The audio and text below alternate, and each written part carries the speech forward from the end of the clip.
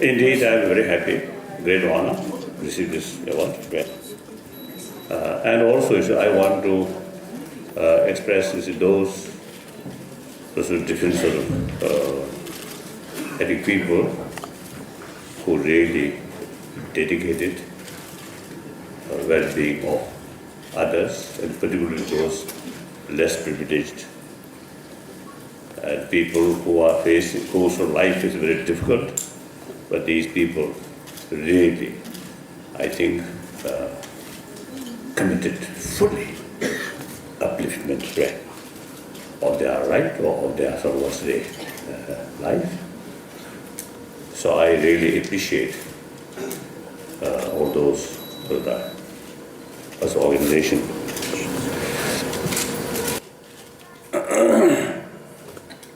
Then, and of course, I am one of the admirers of late Mother Teresa. I met, I think, twice, In any way, I really admire her work and her spirit.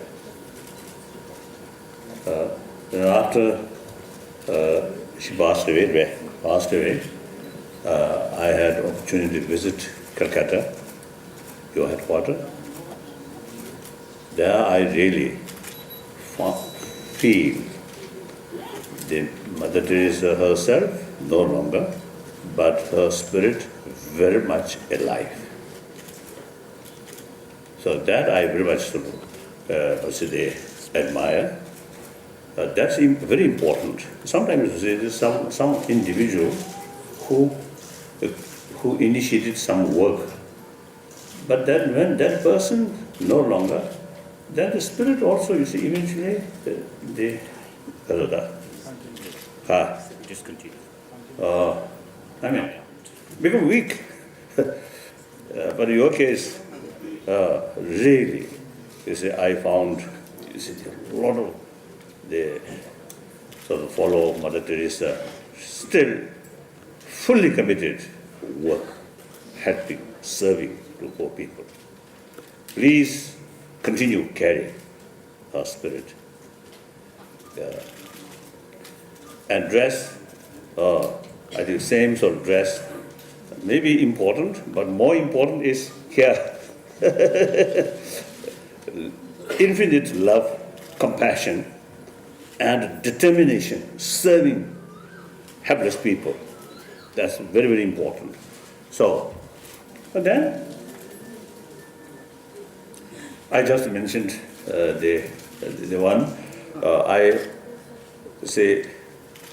I always refer Mother Teresa for all major religious traditions have same potential to strengthening human deeper value.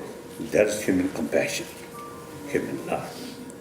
Where there is compassion, genuine love there, the spirit of forgiveness, tolerance, self-discipline, these automatically come. So,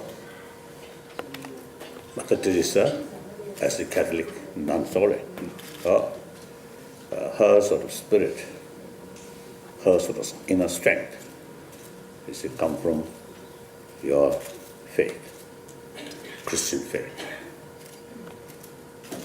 I also have some friend, some Muslim, really dedicate for serving others. I don't like that among Christians, among Hindus, among Muslims, among Jews. I think all religious traditions have the same potential. One problem, we are not much serious about religion. I just mentioned that gentleman in human history, the last, I think, 3,000 years, religious faith, come. whether from God or whether we human being invented in any way, you see these different traditions come.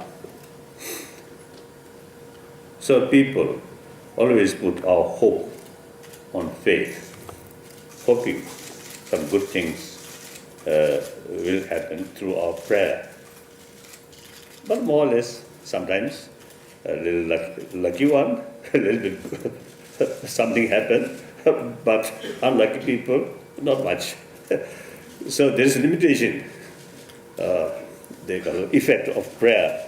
I feel this limitation. Now last about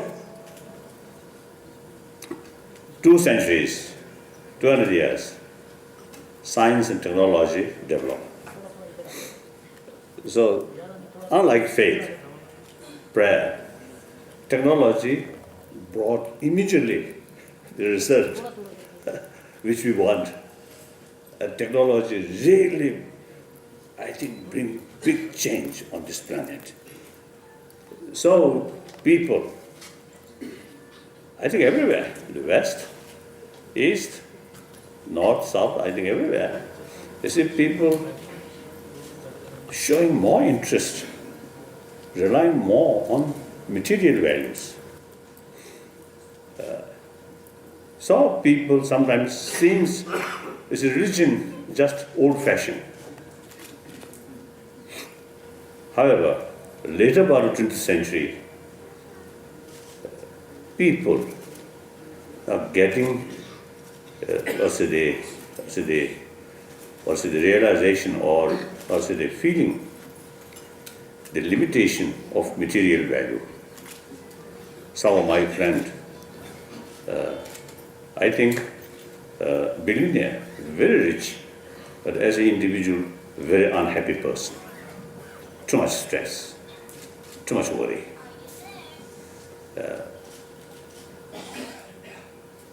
So the material value, if you see material value there, the person will be 100% sort of happy. That's wrong. No. So logically, material value provide physical comfort.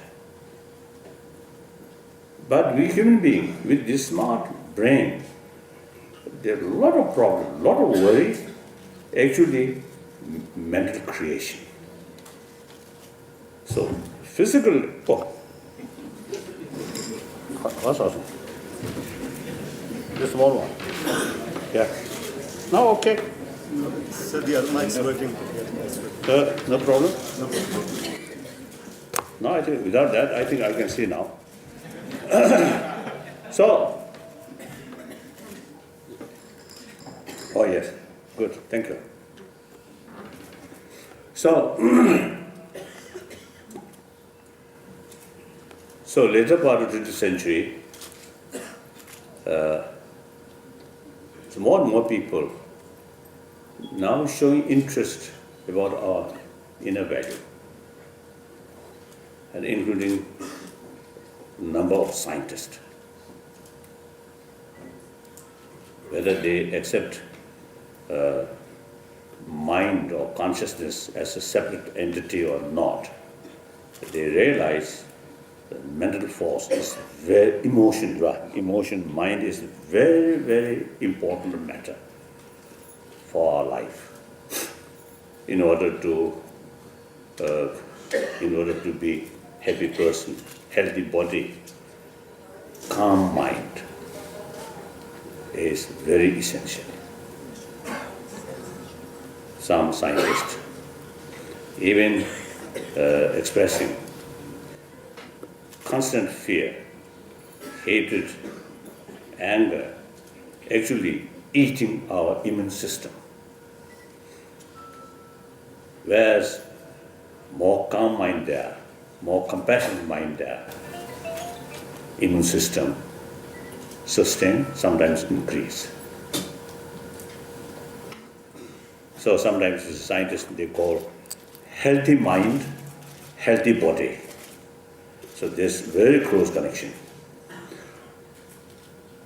So me personally also, now number of scientists, mainly in America and also some extent in Europe, really showing the function or the system of our emotion. So people now showing more and more sort of interest about our emotion, and actually some universities actually carrying some special research work about our emotions or relation between brain and emotion, these things. So in any way, more and more people now showing some inner values, inner good quality. So like Mother Teresa and her followers or dedicated people, I think good example to people. The faith bring not only inner peace, but also, you see, the enthusiasm or the willingness to serve others, or dedicate oneself for others' well-being, like that. So I very much appreciate all your work, and also those other sort of the organization, you all, you see, serving those kind of that, less privileged people. Now India, I feel that the only country where all world major religious traditions live together. Occasionally some problems happen, that's understandable.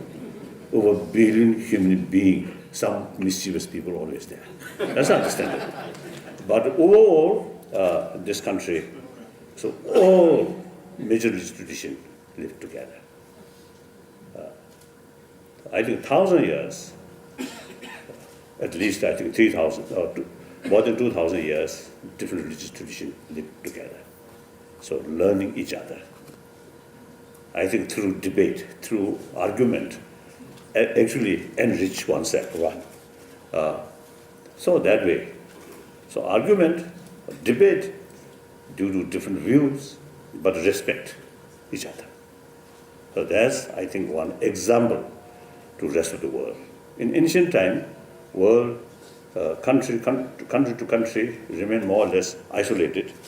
Nowadays, I think whole world, because of the economy, because of technology, world now becoming much smaller, so heavily interdependent, and the information also available.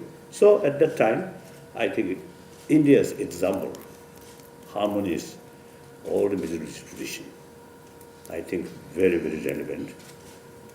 And then also,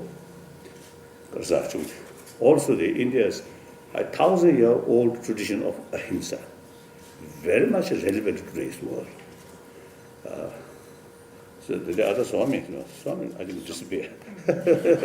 One my friend. Oh. So I always is telling people, India's 1,000-year-old tradition of ahimsa and a tradition of religious harmony is very much, not only just an ancient one, but also is very relevant to today's world. So I myself, now logically, now last 51 years, I remain in this country, I live in this country.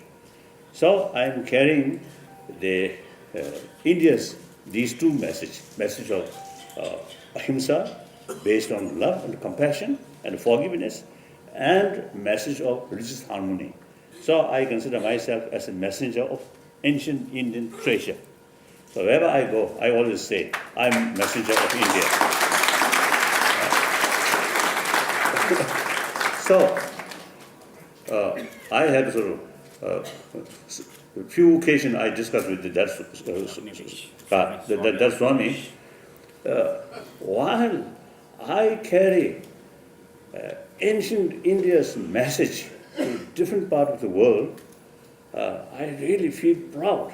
But meantime, within our own country, still some backward things there, like caste system or dowry way, or these things.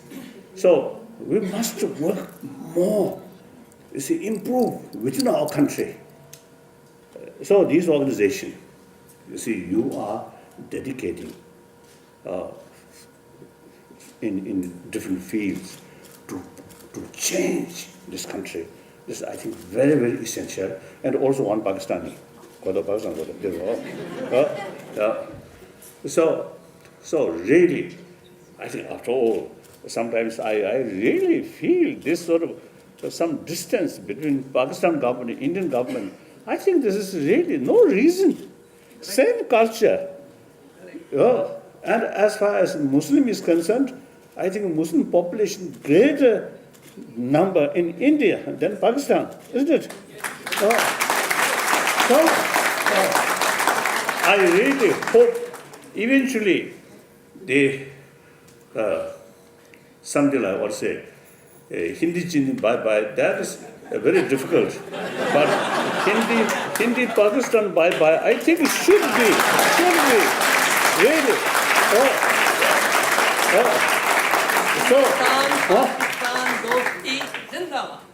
That's it. So I just want to, so Pakistan here. So I just want to share. Thank you.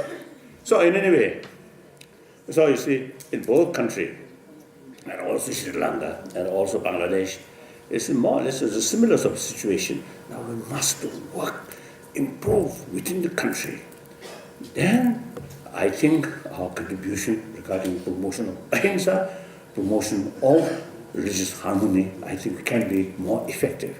Otherwise, you see, when I say you see, these things, and some people, although they never say to me, but they may feel, oh, India, look, India. It's a very complicated nation. So these things we can improve. So I really appreciate all those sort of dedicated people who are trying to improve within our own country. That's very good.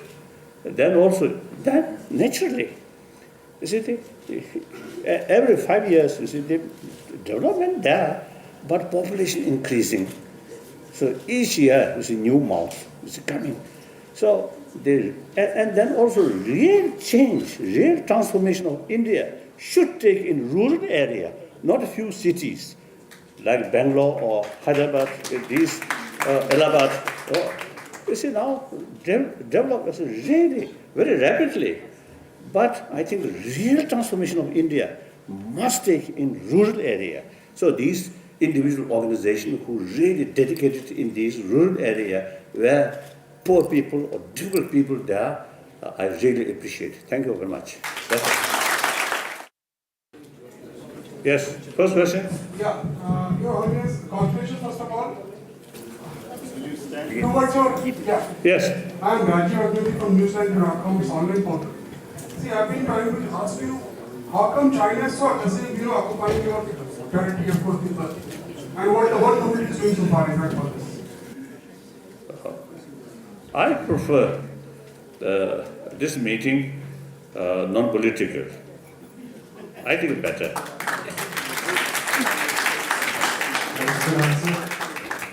Final two questions. His Holiness, Your Holiness, I would like to ask you about the Burmese democracy leader Aung San Suu Kyi. First of all, your reaction to her release, and also how do you compare her struggle and your struggle? Do you see any parallels there?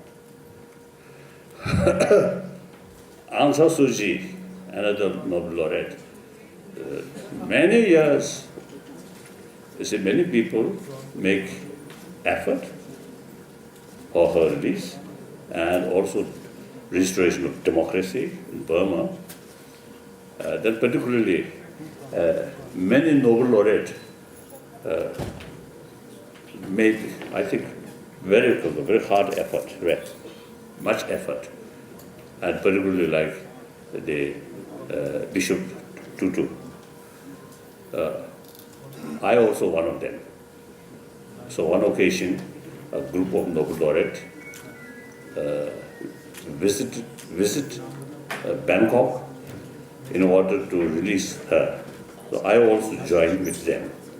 So therefore, naturally, when I received the news, her release, I over-enjoyed. Very good. you very well mentioned. I thank you for acknowledging the undercurrent reality in the country, that is the caste system. I revolted against the caste system. I feel that the caste system is eating into India in a very big way. I don't think that any other reason is more responsible for backwardness of India. In 2001, about 1 million Dalits who followed me, who were mobilized to join Buddhism. At the time, government created a lot of problems, yet hundreds of thousands became Buddhists under my leadership.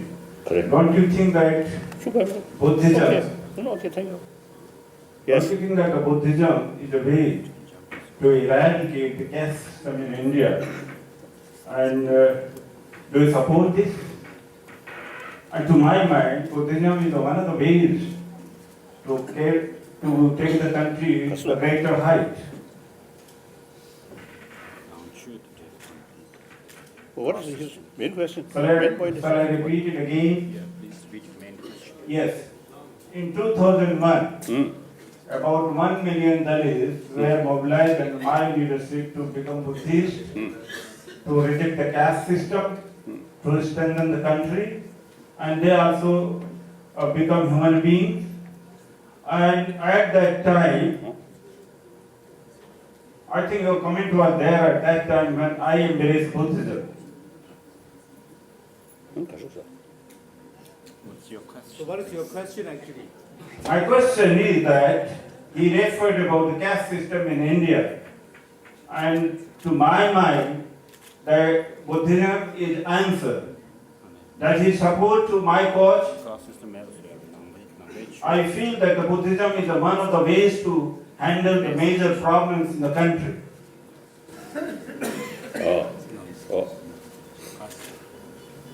Just as I mentioned earlier, I think the different religious tradition exists in this country is, I feel, because of the real sort of the, because of the dignity of greatness of India.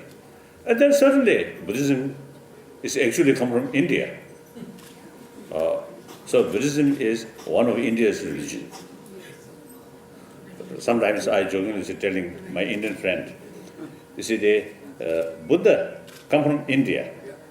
Of course, nowadays some Nepalese say Buddha was Nepalese, not Indian. But that's, of course, now new sort of what because the modern day, you see, some demarcation there. But otherwise, in ancient time, it's a small, many kingdoms. So Buddha, no doubt, Indian. So we Buddhist, Tibetan, majority of them Buddhist. So our Guru, Buddha, come from India, Indian. Then millions of Hindus, the God, Lord Shivaji, his permanent residence is inside Tibet. So from that viewpoint, he is a Tibetan Lord. Isn't it? You see, we have very special connection. In any way, I think Hinduism, the four castes, you see, created by four faces of Brahma. So one source. There is no basis of discrimination.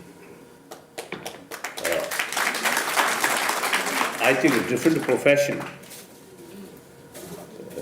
not sufficient make a distinction, make discrimination. Like that. So I think people should learn about one's own tradition seriously. And also these leaders, the Shankaracharyas or these people, I discussed with the Swamiji, few occasions, religious leaders should speak more. And then these ancient thought must make relevant today's world, today's day-to-day life. So I think, of course, I think 56, the Dr. Ambedkar, 1956. 1956, you see, carried some movement. Yeah. So you see, they taking Buddhism. I don't know whether the word is right or not, correct or not. Conversion, I don't know. But Let's call it Diksha. Buddhism is one of your own religion. So you see, some people, you see, more interest about Buddhism. It's okay. But really, so in order to change some of the habit, for that reason, becoming Buddhist, I don't know. Unfortunately, some people who call new Buddhist Samurai, new Buddhist, you see, they consider almost like a new political party. So that's not a very healthy one. So sometimes you see, I remember one occasion, and I think 40 years ago, one occasion in part of UP, one sort of meeting, interfaith, meeting. I also invited, I went there. And at the meeting, you see some the follower of Dr. Ambedkar, you see, spoke, and a lot of criticism about Brahmin. And then eventually, from the audience, some sort of people argue. That kind of, some kind of, a lot of negative feeling. That's not good. That's not good. And with that kind of attitude, convert into Buddhism is not good. Genuine attraction about Buddhism, the practice, compassion, that's more or less all religions same. But one unique thing about Buddhism is concept of Pattita Samuppada. That's very scientific.